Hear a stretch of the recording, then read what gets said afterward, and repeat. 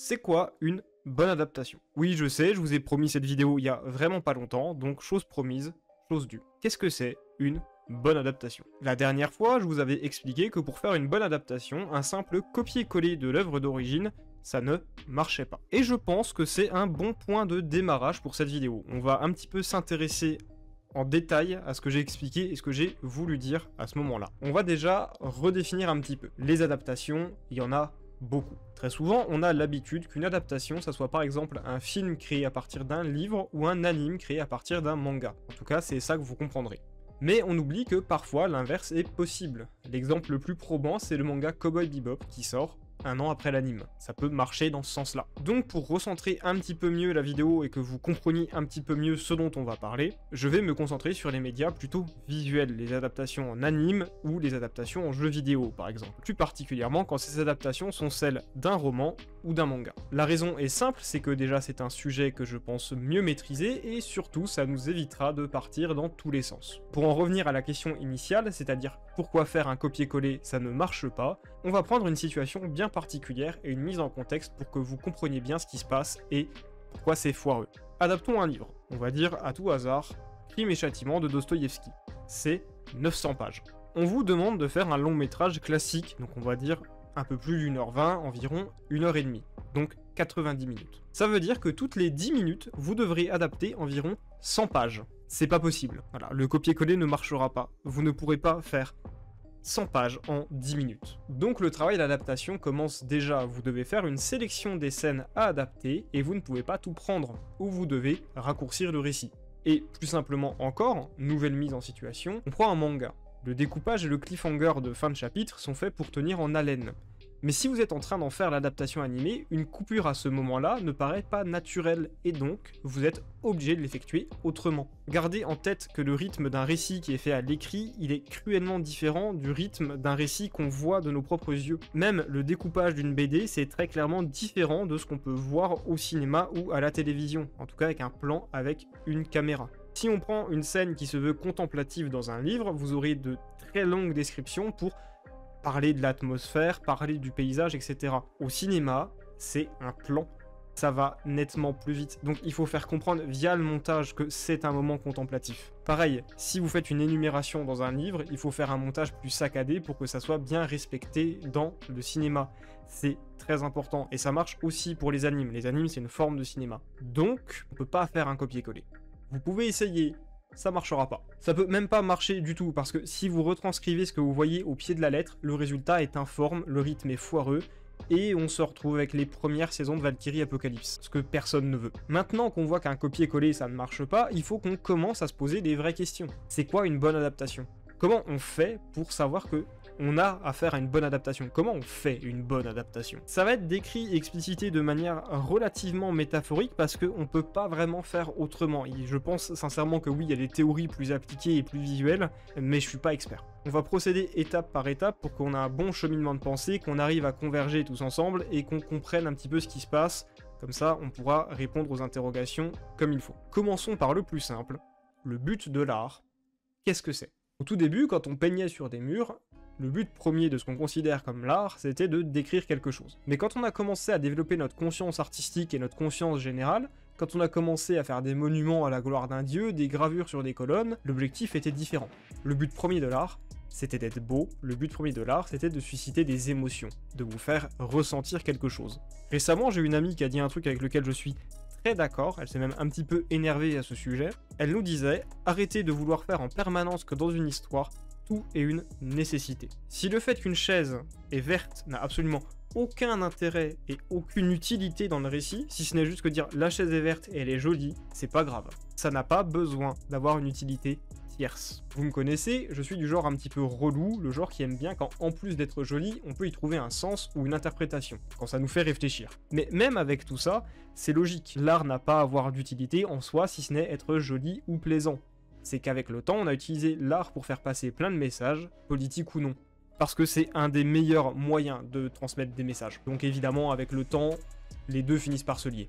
On se retrouve avec ce résultat pour l'instant. Le but premier de l'art, c'est susciter des émotions et aussi, parfois, transmettre des messages. On est tous clairs là-dessus. Mais nous, là, on parle d'une adaptation. Et une adaptation, c'est un cas particulier. Ça ne suffit pas de juste, comme je l'ai dit avant, faire un copier-coller pour susciter les émotions, pour que ça marche. Il ne suffit pas de juste avoir le même message pour que l'adaptation soit bonne. Il manque quelque chose. Je vais encore vous faire un schéma parce que j'adore ça. Si déjà on prenait l'adaptation comme un corps, ça serait plus pratique. On regarde le message de l'œuvre. Donc on va considérer que c'est le cœur. Si on a le fait que ça suscite des émotions, on a l'apparence et la peau. Mais si on regarde bien, il manque des trucs. Un truc très important, le squelette. Quand vous adaptez une histoire, il faut garder son squelette. Ce que je veux dire, c'est qu'il faut apporter des modifications et qu'il y ait des différences dans votre récit et votre adaptation. C'est sûr. Mais si la maison est carrée, faut pas faire quelque chose de rond. Parce que ça marche pas. Ça se doit de rester reconnaissable. Il faut que le fil rouge reste le même. L'histoire et ses éléments doivent se regrouper et se recouper. C'est important, même s'il y a des modifications. Encore une fois, il faut des modifications. Je me répète, en aucun cas, le squelette de l'adaptation doit être le même que celui de l'œuvre d'origine. Cette dernière sert de charpente. Regardez le nombre de réadaptations et interprétations du Petit Prince, vous verrez et vous comprendrez assez vite. Tout peut être différent. Mais il manque surtout le point le plus important pour qu'une adaptation soit réussie. L'âme. Gna gna, BDU, ça fait aucun sens, tu nous parles d'un concept et tout, on n'a aucune preuve que l'âme existe. Concentrez-vous 5 secondes. Regardez ce que la, entre guillemets, communauté de artistes d'intelligence artificielle propose, et vous avez la preuve que l'âme humaine, ça existe. Vous avez la preuve que l'âme dans l'art, ça existe, et que c'est indissociable d'une œuvre. Comprenez-le bien. Outre l'âme, et donc ce que l'œuvre transmet, son ambiance, il y a à mes yeux une autre chose très importante qu'on oublie quand on parle d'adaptation. C'est que à mes yeux, une adaptation pour être bonne se doit d'être une réinterprétation. Je vous ai déjà parlé une bonne douzaine de fois de la mort de l'auteur et de Roland Barthes en général. Mais encore une fois, on va rappuyer dessus, ce que l'auteur veut dire à l'origine, on s'en fiche. Ce qui compte, c'est ce que le lecteur comprend. Eh bien, à mes yeux, une bonne adaptation, ça doit être ça. Une œuvre qui retransmet les messages de l'auteur, mais qui surtout propose une nouvelle approche et un nouveau point de vue. Quand on adapte, on passe par un nouveau médium. Si on le maîtrise, on peut transmettre nos messages et notre vision des choses à travers ce qu'on adapte et notre médium. Le public, lui, comprendra ça d'une nouvelle manière. Il est libre de pas être d'accord, il est libre de pas aimer, mais au moins votre adaptation a une âme. Votre adaptation a une vraie volonté. Une grosse erreur que la communauté manga tend à faire, c'est de dire qu'une adaptation animée est bien quand c'est bien animé. Mais c'est faux.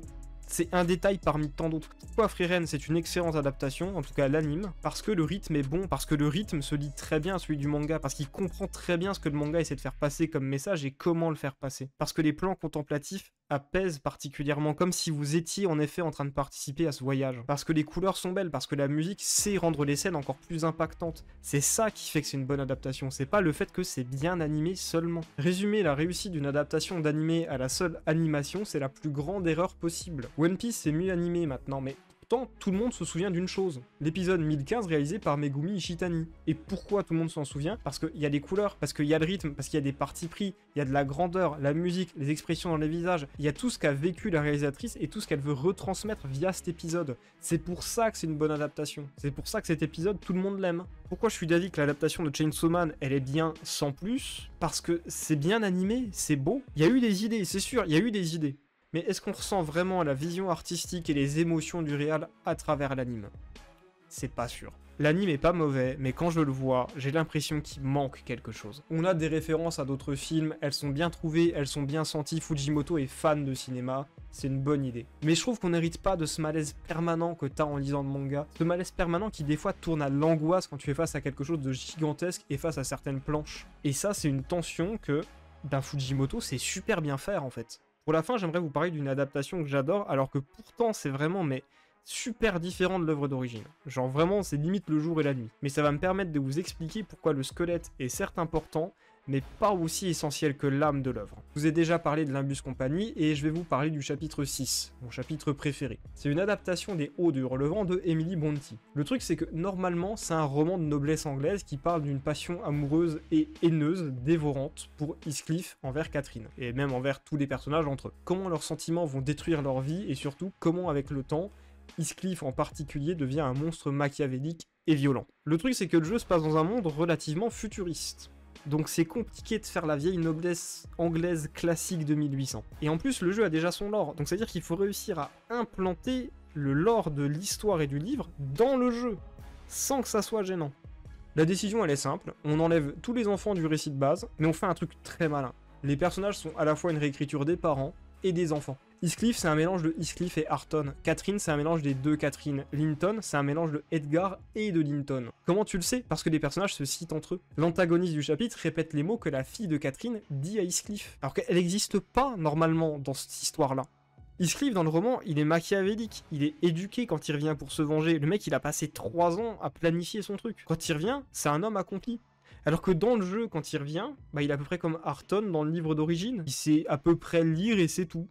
Il n'a pas fait grand chose d'autre. Tout se fait dans ces minuscules détails. Des détails qui laissent comprendre que tu n'auras pas affaire à l'œuvre d'origine, mais à quelque chose de totalement différent qui connaît l'œuvre d'origine. On adapte Heathcliff non plus pour qu'il soit un monstre assoiffé de haine, de violence, de sang et surtout de vengeance suite à la mort de Catherine, puis même de base, c'est juste que la mort de Catherine a rendu tout encore pire. On adapte le destin tragique d'un pauvre gamin qui n'est pas dans son milieu social, qui se fait maltraiter par tout le monde et qui donc en souffre. On a fait de lui un héros tragique. On décide d'adapter l'horreur qu'il vit tous les jours quand il est enfant, les maltraitances, les violences en tout genre, l'amour qu'il vouait à Catherine. On se concentre plus sur ce que Catherine a vécu quand Heathcliff est parti, on se concentre sur lui. À quel point son cœur s'est déchiré lorsqu'il a cru que Catherine lui mentait et le détestait. On fait du personnage non pas un anti-héros qui cherche à se venger, on en fait un héros tragique qui subit une discrimination horrible et qui finit lui-même par ne même plus se considérer comme un être humain à part entière, mais comme un monstre. Dans une œuvre, t'as un Heathcliff qui accepte de devenir un monstre, et dans l'autre, un Heathcliff qui lutte pour ne pas le devenir. Et je vous ai même pas parlé de l'antagoniste et de l'arc narratif, parce que c'est la meilleure idée possible pour une adaptation de ce genre. Le problème, c'est que ça spoil trop, donc désolé.